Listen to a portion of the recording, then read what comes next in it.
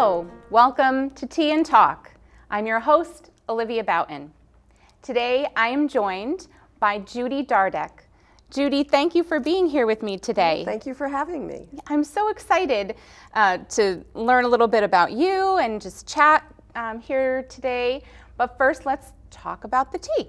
Okay. So you told me prior to the show that you're not a big tea drinker, but that you like licorice flavor, herbal tea. So I searched for something that I thought would be more along your palate preference. And so what we're drinking today is a black licorice tea. So it's actually designed for people who love black licorice, right? So it's supposed to taste like it, and it does not have licorice, just licorice in it. It has some leaves from raspberries and blueberries. It has some lemon in there, some star anise. It does have licorice root and a couple other natural flavors in there. And smelling it, when I first opened the bag, I'm like, this just smells like black licorice. So I'm very excited to try it myself. So I'm gonna pour you a cup of tea. I do have sugar if you'd like some sugar. Okay. Would you like any? I don't think so. Okay. I'll let you know. Okay. You can tell me if you change your mind, but there you are. Oh, I can smell it. I can too, yes. Smells great. Can we put this on? Yes, absolutely, absolutely. Well, thank you for coming on. Cheers. I'll have a sip. It passes. Oh, it passes the test. It passes the test. Good. Thank you. And it really does taste like licorice. Yeah. It does. Mm-hmm. One of my mom's favorite candies. So you think about her. So Judy. Yes. Tell me about you. Where did you grow up? What was your childhood like? Let's start there. Well, I'm not from Vermont. I was born and raised in California. Wow. So literally the other side of the country. Yes. Okay. I came across country in 1970. So I spent the first 24 years of my life in California. Okay, whereabouts in California? What is now the Silicon Valley. Okay, wow. Yeah, I grew up in Sunnyvale when there were orchards and carrot patches. I watched it go from a very sleepy little town to a very large, bustling town. And then while I was gone, it metamorphosed. Yes. And it became this center for computers and technology. Yeah. And when I go home now, it doesn't look anything like what it used to look like. Yeah. But there are still places that I can go. I've returned to my home on many occasions. Always hoping that the residents would be home and... So you could go in and see, right? Yes. They've never been home. Oh. So, but when we moved in 1950, my father put in a cement patio in the front of the house, right next to the garage. Okay. And he put my footprints into the cement, wrote Judy, and 1950 underneath that. And that's still there. Oh, that's so So sweet. yeah, it's worn away by time and elements. But the last time I visited, I had to scrape off some gravel. But it was definitely still there, and I took a picture of it. Yeah. And I love going back home. It's in my blood, I think. Yeah. The Atlantic Ocean may be nice. It's not the Pacific. Yeah. So did you do a lot of water activities as a child? Like, did you surf or any of that kind of stuff? I can't swim. Oh no! Oh my gosh. So that's like me. I grew up here and I cannot ski. And people are like, "What do you mean? Oh. You live right next to a ski resort?" I'm like, I know. Nope.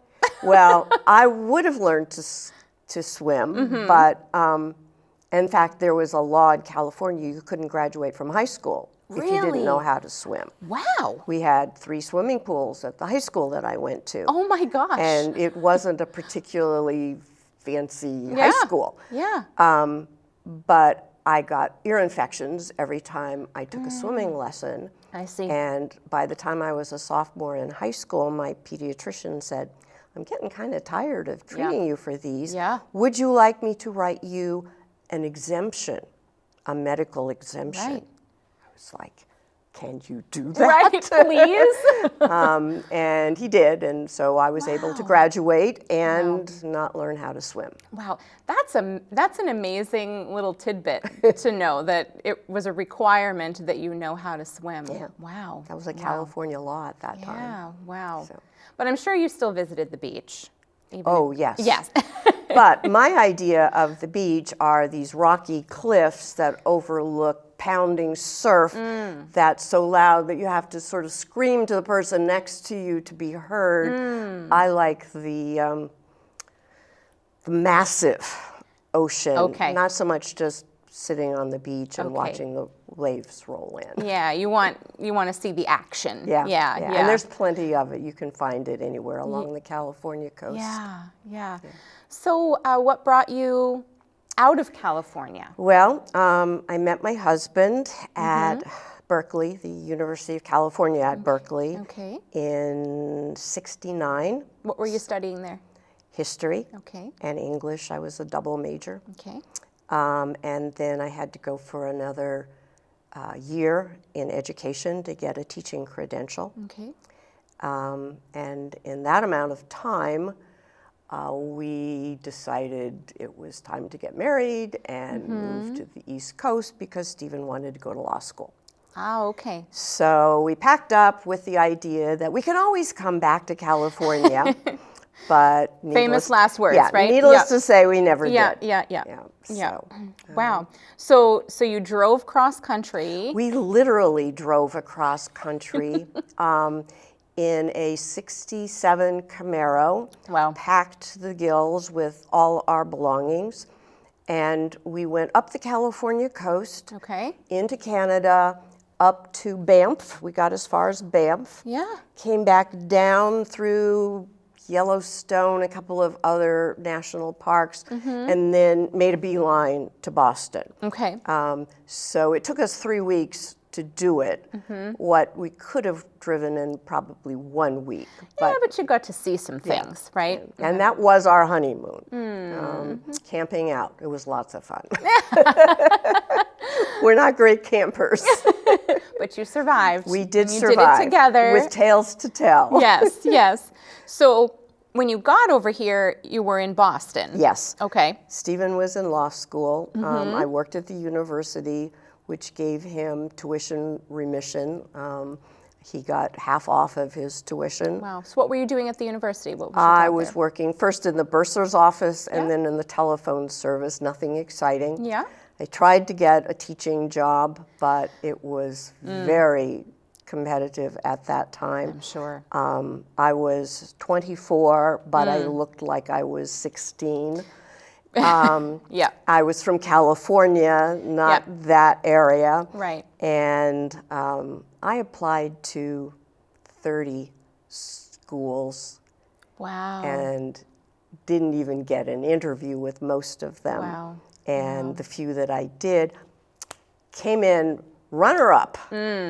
So I just worked at the university and got the tuition reimbursement. Yeah. And then when we moved to Vermont, I got a teaching job. There you go. Why Vermont? We had friends here. Okay. We did not like the city. Boston in the early 70s was not a fun place to be unless you had a lot of money, and we had none. Yeah. We looked at New Hampshire, Vermont, California, Oregon, and Washington. Okay. And Vermont won because... Stephen was offered a job here. Ah, there we go. Yeah. I mean, practical, but, Yeah. I mean, you had to be, right? Exactly. You had to be. Yeah. So you came here, and then you found a teaching job, and where was that? Where was that first job? That was at Otter Valley. Okay. And I stayed for 40 years. And I loved it. Wow. Every bit of it. Wow.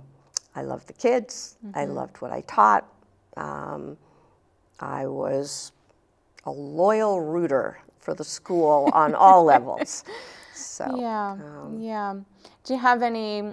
So you taught history. American history, Okay. American studies, Okay. behavioral science, Okay. and whatever else they threw at me from time to time. Yeah. So what was your favorite thing to teach? I know I'm putting you on the spot with that one. Yeah. Probably the most fun was behavioral science because it's about life. And I enjoyed watching students realize that they weren't alone in the things they thought, felt, that this was normal. Yeah. And the light switches went off a lot in that class. And there was a lot of class discussion, which I also enjoyed. But my passion has always been for history. And I guess I taught that with passion too. So what was it that made you love history? A teacher. I hated history in high school because it was boring. And Yeah, I think that's a common complaint. Yes. Right. Yep. Exactly. Yeah. And I would sit in class. I knew I wanted to be a teacher from the time I was in the 4th grade. Interesting. And I would sit in class and watch what my teachers were doing. And I'd make mental notes. When I'm a teacher, I will never do this. I might make other mistakes. Sure. But I'm not going to make this one. This one. And the one thing I didn't want to do at all was to bore my students. Yeah. I'm sure I bored some of my students, but I guess I entertained enough of them that it was successful note-taking on my part as a kid. I went to college and I had to take U.S. history. It was a requirement. Yep.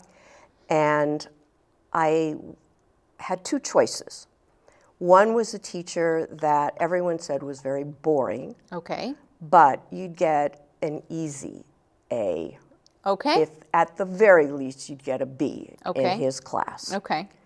The other one was the most popular professor on campus. Okay. He was adored by all of his students who loved his lectures.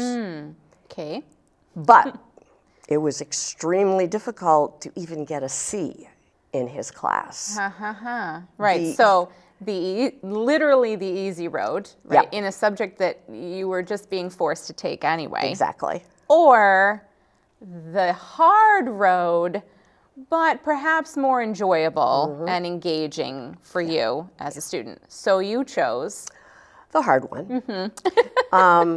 It was an 8 o'clock class. Ooh, 250 people in the class. oh my gosh. So there wasn't a lot of personal interaction. Right. That class was filled to capacity every morning. Nobody cut that class. Wow. Everyone was just happy to be there, regardless of what the grade was that they were going to get. Which is amazing for an 8 o'clock college course. I mean, exactly. that's, I feel like that must be unheard of, you know? Well, I think colleges today have acknowledged that and have their classes starting at 9:30 and 10. Yes, 8 o'clock's early. It's very early. Anyway, I took it. Yeah. I was inspired. He taught things I had no knowledge of before I was in his class. And I decided I wanted to do what he did. Wow. And I got an A. Yes. Yay! Yes. Wow. Wow. But And that just changed your whole career trajectory, really. It did. It did. I ended up having to go for 5 years instead of 4 because I didn't have all the requirements I needed to be a history teacher. Right, you had to catch up. I had to catch up. I had to take sciences. Anyway, I don't regret any of it. And I still am interested in history. I retired 20 years ago. No, 10 years ago. But I'm still reading books about history. Yeah, yeah. So I mean, it clearly is a passion. it is. It's a passion. It is. So I want to go back, though, to 4th grade you, who knew that you wanted to teach. So how did you come to that Because recognition? all the women that I looked up to were my teachers. I wanted to be like them. Wow. It was the 50s. Yeah, My mom was a housewife. yeah. I didn't see anything wrong with being a housewife. I just wanted to do something other than that. Yeah. And my 2 options, well, 3, would have been a secretary, a nurse, or a teacher. Right. And there were my teachers doing exactly what I kind of wanted to do anyway. Yeah. And so that's when I got it in my head. Wow. Wow. And I never once changed my mind. Yeah. I mean, it's obvious that it was a calling for you. Because I think at that young age to know with such certainty that this is what you wanted to do, to the point that you're, in a way, critiquing your teachers Yes. in elementary school and high school and, beyond. But as an elementary school student, to be saying, I'm never going to do that. Yeah. Making mental notes. There's only one thing that an elementary school teacher did that I said I wouldn't ever do. Okay. Most of the I won't ever do was that high school. were high school. Yeah. Yes. So. Yeah, that's amazing. And, I've had a few other teachers on here, including Michael Dwyer. Who I taught with. Yes. I just love him. He's wonderful. And what I notice is that, for teachers, I think it often is a calling because it's a difficult job. Yes. Right? To say the least, I think. It's not just difficult because of the preparation that goes into it. It's not just difficult because sometimes you have students who could care less about what you're teaching. It's also difficult because you have other things to deal with, right? Administratively, including administrations that don't always support teachers. Parents who don't necessarily understand what it's like to be in a classroom as a teacher. It's not the same as being a parent, and it shouldn't be, right? But sometimes I think that's hard to communicate with parents. And you have to walk all these different, lines. There are a lot of different hats that you wear as a teacher. Yeah, and I think for people who stick with that, it has to be a passion and a calling, And thank you for that. Thank you. You're welcome. My pleasure. I think it's important that we're grateful for people who do that because, if we didn't have teachers, what would we have? Well, we won't go down that road. We won't go there. No. I'll share one story. I walked into the teacher's room one morning and there was a face that I didn't recognize. He'd never been there before. Okay. So I said good morning and asked him if he was a new sub, and he said yes, that he was subbing for a week for a particular teacher. I don't remember now who it was. And he was really looking forward to this, and I wished him well and didn't see him again until Wednesday when he happened to be in the teacher's room eating lunch and looking extremely tired and befuddled. And I sat down and I said, "How's it going?" And he said, "I gotta tell you, I'm one of those people who always said that teachers have it easy.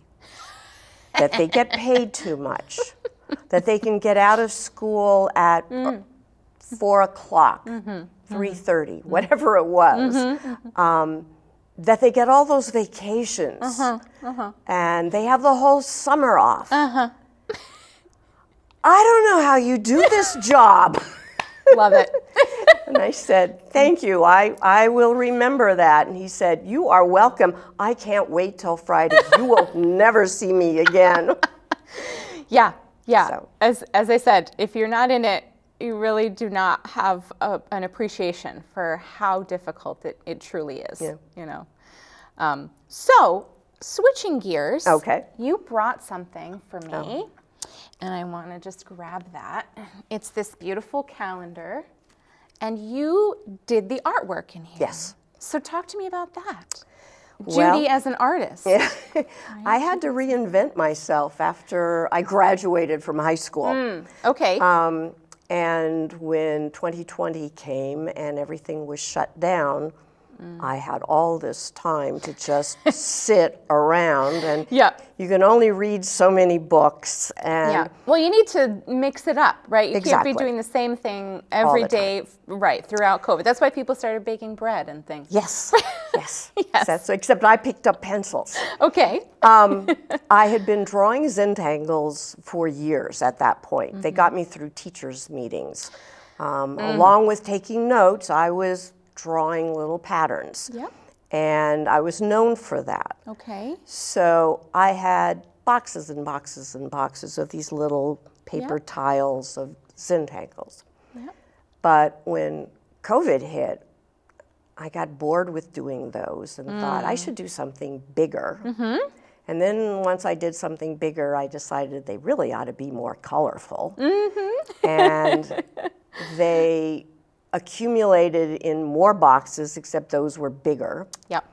And a few friends had encouraged me to do something with them, but I didn't see any potential in them.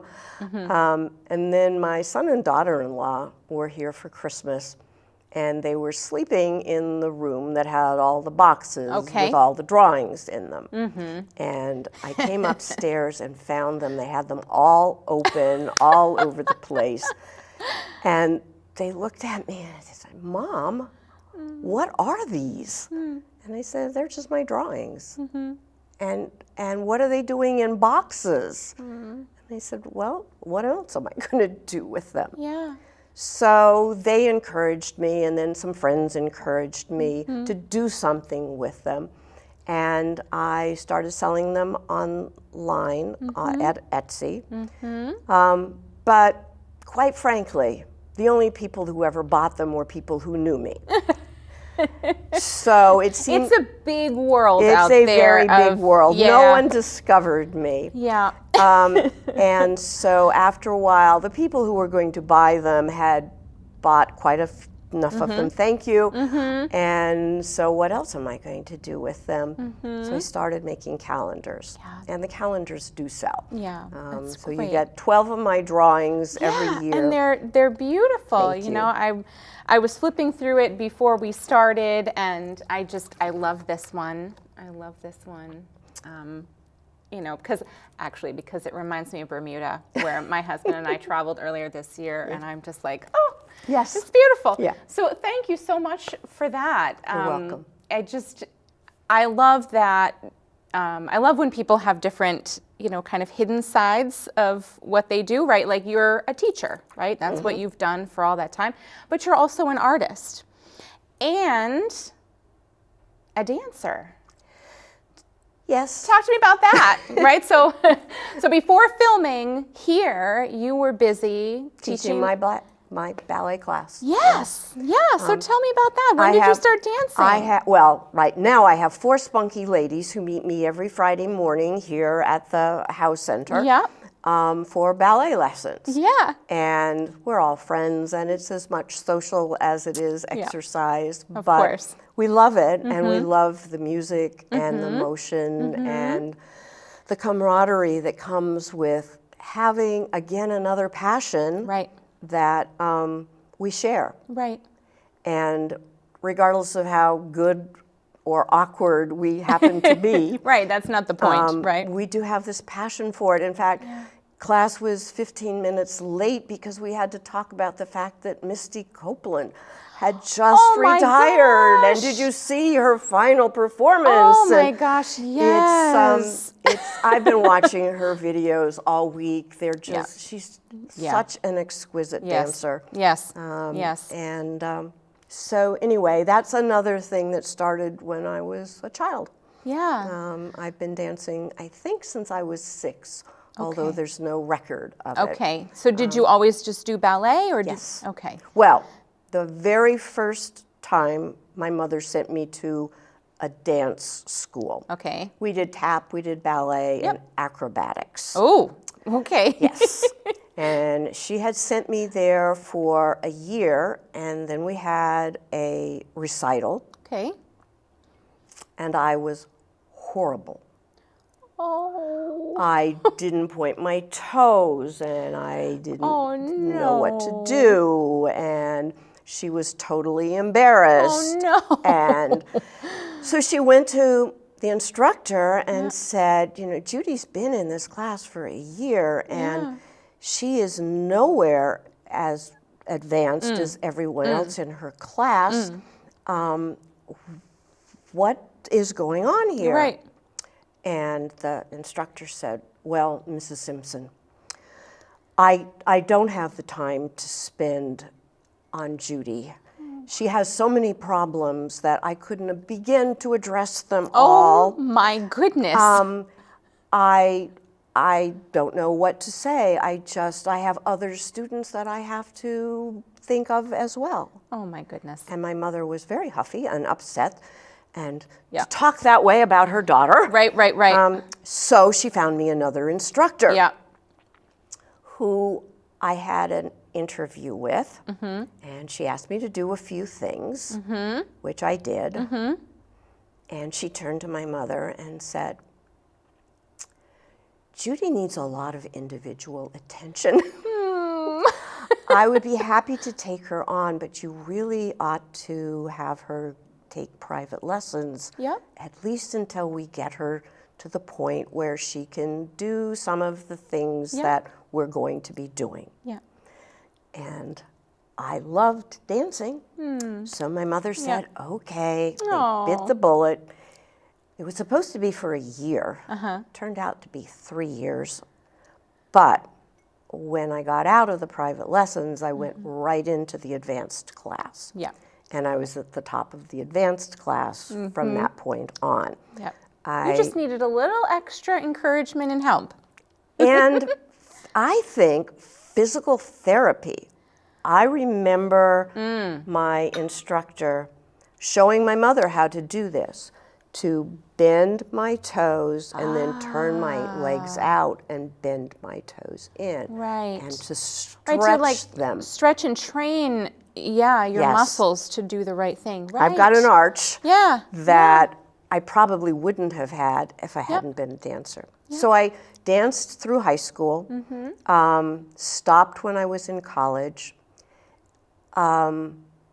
took jazz classes and modern dance, wherever I could plug in. Yeah. There were no ballet classes available.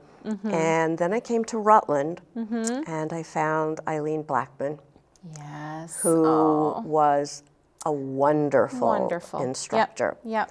So I took for 3 years and then had a son, and then tried to take for another couple of years until I had another son.